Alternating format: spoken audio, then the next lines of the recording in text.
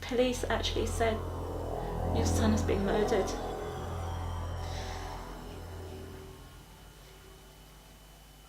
And I wasn't there.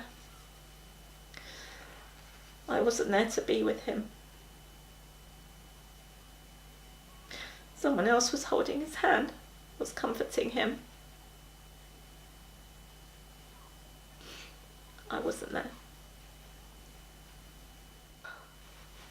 Carrying a knife is the worst thing you can do. You may want to use it for protection, but you could end up using it and you could end up hurting somebody.